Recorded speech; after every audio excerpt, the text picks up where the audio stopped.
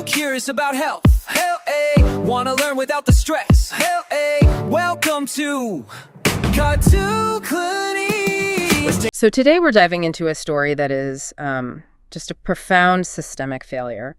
France's contaminated blood affair of the 1980s. And this isn't just a history lesson. It's a really critical case study in public health ethics where, scientific optimism just crashed headlong into bureaucracy and institutional inertia. That era, the early 80s, it really should have been a high point for medicine. I mean, especially for patients with haemophilia. That's the inherited bleeding disorder. Right. For them, treatment had been completely revolutionized. They could now get these clotting factor concentrate. And they could take them at home, right? Yeah, exactly. They could administer them at home, which gave them this previously, unimaginable freedom and quality of life. The science was brilliant, but the delivery system itself, it seems, it harbored this fatal structural flaw. It did.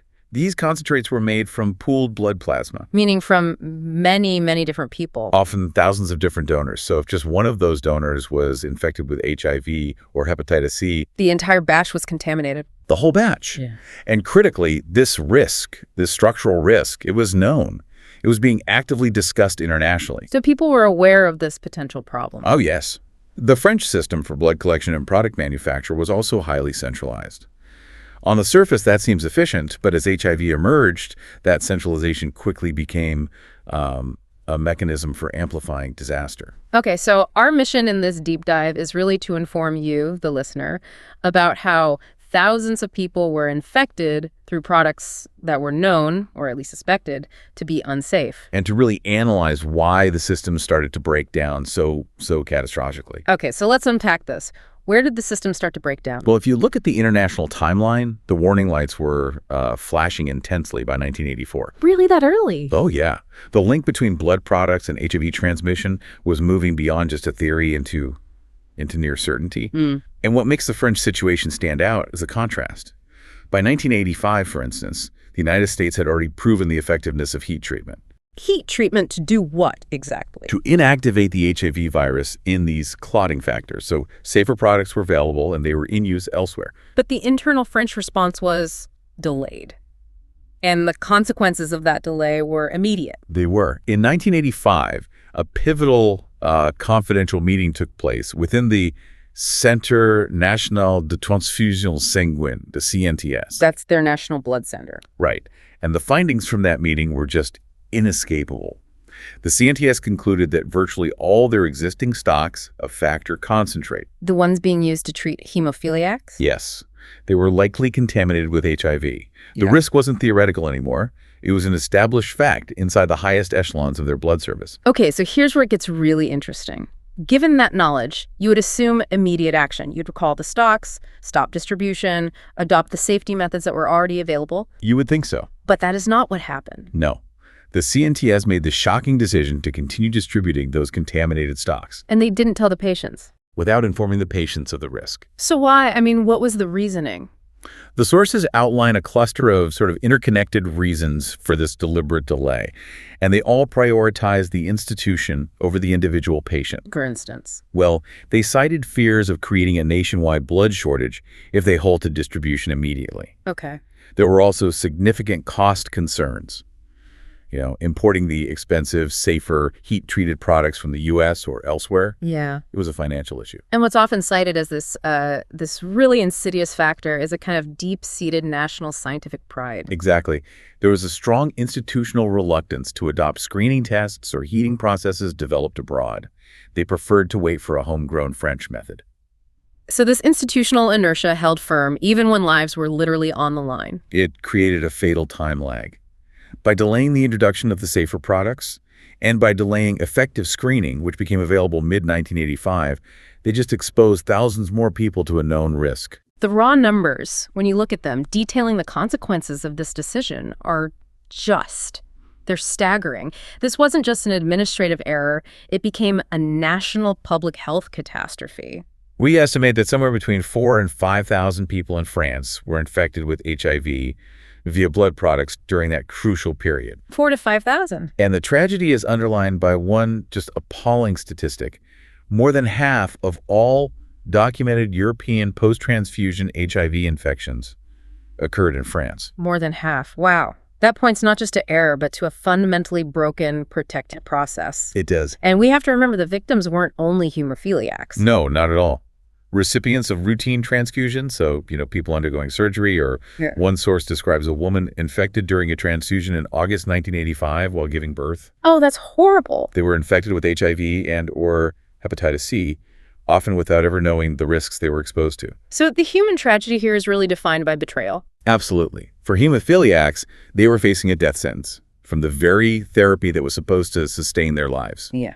And the infection often spread to their partners or family members. The anecdotes are they're painful reminders. I read about a father who lost both of his sons To the infection they got from their treatment, yes. The victims later said that the primary source of their pain wasn't just the disease itself, it was the sense that they had been deliberately sacrificed. Their government, their medical experts, they knew the risks and failed to act, or worse, acted to conceal them. This betrayal, plus the immense social stigma of HIV/AIDS at the time, it forced so many into a painful silence. But that silence couldn't hold forever. There's a powerful quote that emerged from the victims groups that it perfectly captures their demand. What was that? It was, I don't want your compassion. I want to know why I was infected. That demand for accountability. You can't ignore that forever. So when did this scandal finally break into the public sphere and force that search for justice? It really exploded publicly in the early 1990s. The judicial system, fueled by immense public outrage, began its investigations. And that led to a major report, didn't it? It did. It eventually led to a 225-page investigative report that directly accused 3 former government ministers of major responsibility. So the legal system had to respond. But did the French political class truly face the consequences, or did the justice system seem to protect them? Because the accountability process was kind of bifurcated. It was split. That's a crucial distinction, yes. On one hand, you had Michel Garetta, the director of the CNTS. He faced the traditional criminal courts. And what happened to him? He was convicted. He served a 4-year prison sentence for his role, Yeah. held responsible for the administrative decisions made under his watch. But the political accountability, that was handled through a completely separate mechanism. Precisely. The 3 former ministers, Laurent Fabius, the former prime minister, Gérard Dufroy, who was the social affairs minister, and Edmond Hervé, the secretary of state for health, they were tried in 1999 by the Cour de Justice de la République. Which is a special tribunal. It's a special tribunal designed specifically to try former government officials for crimes they committed while in office. The sources described those trials as lengthy, very politically charged. What was the outcome, and how was it perceived by the victims? Well, the political outcome was mixed, and for many of the victims' families, deeply dissatisfying. Fabius and Dufroy were acquitted. While Hervé was convicted, but then immediately exempted from any punishment. So convicted, but with no consequences. Right. And the sources make it clear that while some key individuals were convicted, the general feeling was that the ultimate political responsibility was evaded. It just contributed to this feeling that justice delayed was justice denied. This complexity just brings us to the central analytical question. Why did this happen in France? And why did it happen so much worse there than in other nations? What's fascinating here is that we can really detail 4 interlocking factors that went beyond just individual misconduct. They point toward a structural failure. We need to look at the system itself. Okay, so let's start with that institutional structure, the CNTS. That strong central control, which was intended for efficiency, it became the fatal flaw. Once the leadership, Garetta and those above him, made that initial choice to delay, Right. that questionable decision was propagated instantly and uniformly across the entire country's blood supply. So one bad decision at the top, it cascades down instantly. Exactly. Centralized authority became a multiplier of bad judgment. That makes a terrifying amount of sense. The second factor points toward national identity and the marketplace. Yes, the commercial and technological delay. While safer heat treatment and proven HIV screening tests were readily available and adopted in countries like the U.S., France delayed. Why? There was an institutional preference for developing a French test and a French heating process. It was largely rooted in national pride and attempts to save money. So an institutional preference for made in France superseded immediate patient safety. It created a self-imposed fatal delay. It did. What about the societal context of the time? That's the third factor, risk perception and stigma. In the early 1980s, there was a tragic misunderstanding of HIV transmission. It was seen as a disease of specific communities. Right. It was often incorrectly viewed as a disease of marginalized groups. And this perception delayed the necessary vigilance for other vulnerable populations, like hemophiliacs, who were infected through a completely different vector, the blood supply itself. Which feeds right into the final core failure here, the lack of transparency. Absolutely. The decision-making was opaque. It was driven by cost concerns and institutional self-protection, not patient well-being. And because those decisions were taken behind closed doors, patients were not informed of the known established risks. Which eliminated any possibility of informed consent. It did. And that is the bedrock of ethical medical practice. You know, these failures provide these foundational ethical lessons that are immediately applicable to any field of complex risk, whether it's medical, technological, or political. The primary lesson, I think, is the necessity of the precautionary principle. When you face a credible risk of irreversible deadly harm, the burden of proof for safety must not wait for absolute scientific certainty. You can't wait for 100% proof. Waiting for 100% certainty in the face of a pathogen like HIV meant thousands of lives were lost. It's that simple.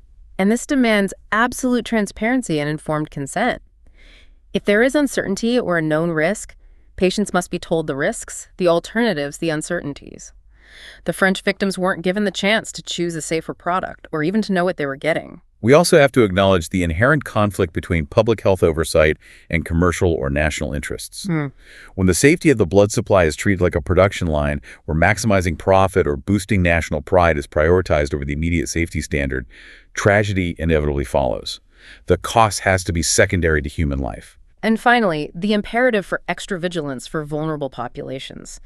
Hemophiliacs were a relatively small group, but they were entirely dependent on these clotting factors for their survival. Their vulnerability should have commanded immediate extra vigilance and the use of the safest standard available anywhere in the world, not institutional neglect. So what was the aftermath? Did things change? The aftermath of the scandal did lead to significant change. France implemented compensation funds for victims. They vastly improved blood screening and treatment practices, and the entire episode spurred greater patient activism. Demanding a seat at the table in health decisions. Yes. But the truth is, for many victims, reparations came too late. The deep suspicion of experts and the persistent fear of transfusion across the country, that became a lasting legacy of this systemic failure. The contaminated blood affair is just such a critical cautionary tale, and it's cited globally. It serves as this stark mirror for any system of care. It shows what happens when politics collides with public health, and when the desire for self-reliance or cost-saving outweighs the core mandate of safety. When precaution is blocked by bureaucracy or pride, people die. The key takeaway here is simple, but it's just devastatingly powerful. Safety, transparency, and ethics must be placed above all other considerations. If we connect this to the bigger picture, the cost of institutional complacency is always paid in human lives. The critical question we have to carry forward from this, building on the profound failure documented here, is this. How do we ensure that when the next new pathogen or life-changing technology emerges, institutional inertia and national pride do not lead to a recurrence of deaths? That's the lesson we must internalize. Unlocking health like